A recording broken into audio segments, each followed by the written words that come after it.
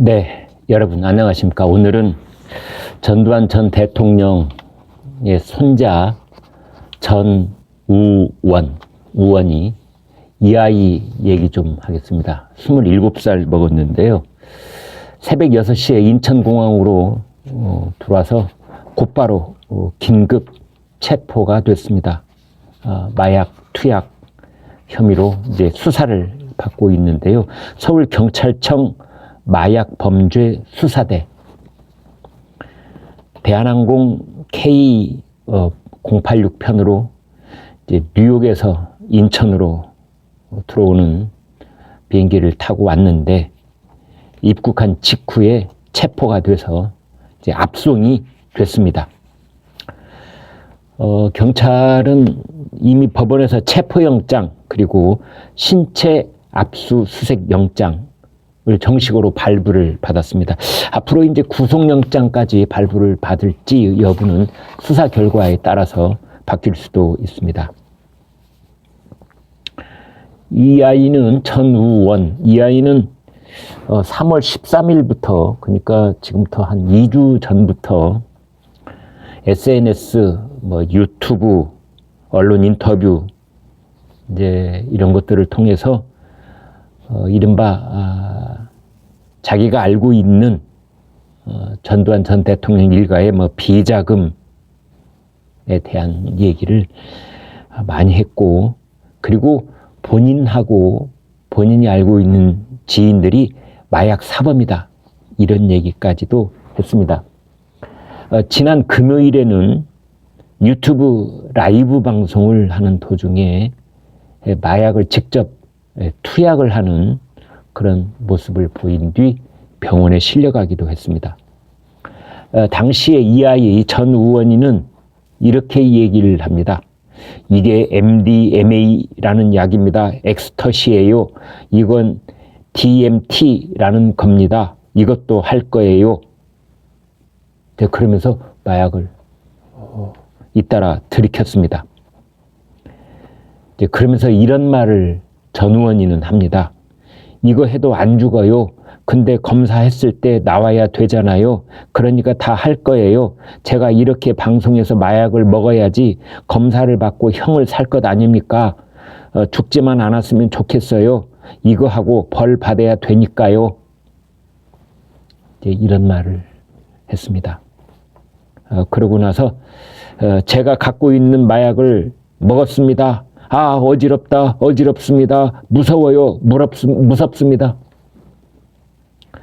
횡설수설하는 모습이 고스란히 이제 공개가 됐지요.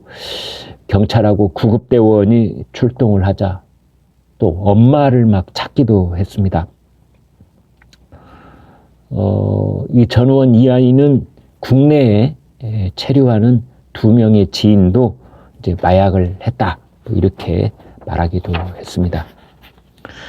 그런데 이 아이는 이제 뉴욕에서 비행기를 타기 전에 그 한국 언론하고 그 뉴욕 현지에서 이제 인터뷰를 했는데 이런 말을 했습니다. 한국에 가면 바로 광주로 가서 5.18 민주화 운동 유가족에게 사죄를 하겠다. 제 가족의 죄가 너무 컸다. 이런 말을 했습니다. 일단은 전우원 이 아이가 한 말을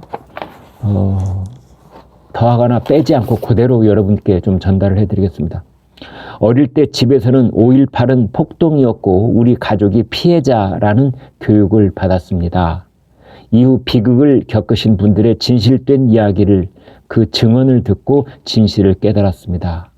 이번 기회를 통해 제대로 된 사죄, 회개를 하고 싶습니다. 또 이런 말도 했습니다. 아니, 마약을 먹었는데 당신이 하는 발언 어떻게 믿을 수 있겠냐. 그러자 거기에 대해서 전우원 이렇게 말합니다. 마약을 하지 않은 전 국민이 아는 사실을 말한 것입니다. 용기가 부족해서 마약의 힘을 빌려 말했지만 마약에 대해서는 정말 사죄를 드리고 앞으로는 다시 하지 않을 것입니다. 지금 아무튼 이제 서울경찰청 마약범죄 수사대 수사를 하고 있는데요. 거기에 대해서 이 전 의원이는 또 이런 말도 합니다.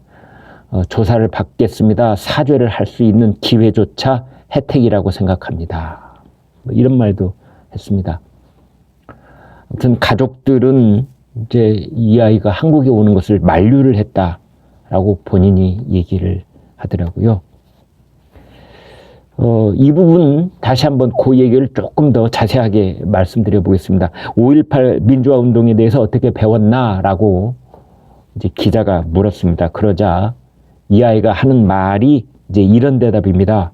집에서는 내가 5.18 관련 이야기를 할 때마다 5.18은 폭동이었고 우리 가족이 피해자다 라고 교육받고 답변을 들었습니다. 가족들은 웬만하면 5.18 이야기를 피하려고 했던 것 같습니다. 그러다가 이 비극을 겪으신 분들의 이 진실된 이야기, 증언을 듣고 깨달았습니다.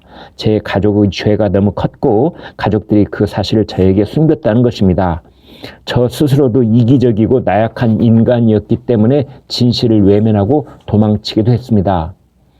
그래서 이번 기회를 통해 사죄를 하고 제대로 된 회개를 하고 싶습니다. 기자가 이 아이가 이제 계속 폭로를 하는 그 과정 속에서 비자금 얘기를 반복했는데 이제 증거를 가지고 있느냐 물었습니다. 그랬더니 이 아이가 이렇게 대답을 합니다. SNS에 올린 증거들 이외에 추가적으로 갖고 있는 것은 없습니다. 증거가 있다고 한들 지금 법 체계 안에서 심판받기 어렵다고 생각합니다. 그래서 내가 직접 한국에 가서 사죄를 하려고 하는 것입니다. 가족을 대신해서 사죄합니다. 이런 얘기를 이제 했습니다. 그 연합뉴스가 보도가 됐고 그 네이버 연합뉴스에 달려있는 댓글이 18개가 있더군요. 그 댓글을 여러분하고 또 공유를 좀 해보겠습니다. TPFLR 이라는 닉네임 쓰시는 분입니다. 마약 처벌이 그냥 조사로 끝날 거라고 생각하니 순진하긴 깜빵갈 짐이나 잘 챙겨오거라. 마약이나 하는 사람이 조부는 무슨, 조부는 당신 같은 사람이 쓰는 단어가 아니다. 김땡땡씨 이런 댓글을 달았습니다. 여보게 전 의원씨, 당신의 조부가 저지른 잘못을 인정하고 용서를 빌고 사죄하겠다는 사람이 그렇게 행동하냐? 조부의 죄는 조부의 죄이고 마약은 당신의 죄이지 않은가? 조부의 죄를 인정하고 용서를 빌면 마약은 용인된다는 당신의 사고부터 뜯어 고치라. 누구든 내가 힘들다고, 내가 그런 집 아들딸 손자 손녀라고 당신처럼 마약에 의지하진 않아. 마약 약물은 당신의 조부의 죄와 함께 불법이고 죄야. 그것도 깨닫지 못하면서 무슨 조부의 죄를 논하려는가 애석하고 한심합니다. 약히다라는 닉네임을 쓰는 분은 마약에 쩔어 미친 소리 짓거리고 있네. 더라는 닉네임. 그래 잘하고 있다. 장땡땡씨 참 애석하네요. 집에 아픈 손자가 태어났으니. 이분은 이제 이 아이를 환자 취급했습니다. 혐일배라는 닉네임. 뿌린 대로 거둔 거지 뭐. 이제 그런 얘기를 쭉 뭐 그런 이제 이런 분위기입니다. 김땡땡님, 개념 제대로 박힌 사람이 마약으로? 아직 멀었네요, 그 개념. 뭐 이런 얘기가 계속 이제 있습니다. 네. 당신의 용기에 박수를 보냅니다. 이제 이런 말도 있고, 또 샤세라는 분은 내가 저 입장이라면 어떻게 했을까 싶네. 발언 하나에 집중되고 주변 지인들 눈총받고 가족은 호적에서도 파내려고 할 텐데 이대로 한국 가면 징역 살아야 될 수도 있고 갖고 있는 모든 걸 잃게 될 상황에 처해질 텐데 내가 저 입장이라면 어떻게 행동할 수 있을까. 이런 반응들이 있었습니다. 그러니까 이 전우원 이 아이를 이제 응원하고 격려해주는 그런 댓글도 있고, 미친 환자 취급하는 댓글도 있고, 뭐 그렇습니다. 또 이런 생각도 해보게 되는데요. 전우원 27살이면 아직 어린아이고, 또 뭐 마약에 손을 대고 상습적으로 복용을 했을 가능성도 있는 아이인데, 이런 아이가 가지고 있는 판단, 그 판단력, 그걸 어느 정도 평가를 해야 될지 조금 더 객관적으로 말을 해본다면, 그 아이가 알고 있다는 그 진실, 입을 이 아이는 열 때마다 진실, 나는 진실을 몰랐다, 진실 하고 있는데, 얘야, 네가 알고 있는 진실이 100% 맞는 진실이라고 생각하니? 네가 너희 집안, 너희 할아버지 전두환, 너희 할머니 이순자, 그 두 분들이 겪어냈던, 그리고 알고 있는 진실에 얼마만큼이나 네가 알고 있다고 생각하니? 100분의 1? 1000분의 1? 네가 알고 있다는 진실은 왜곡되지 않았다고 생각하니?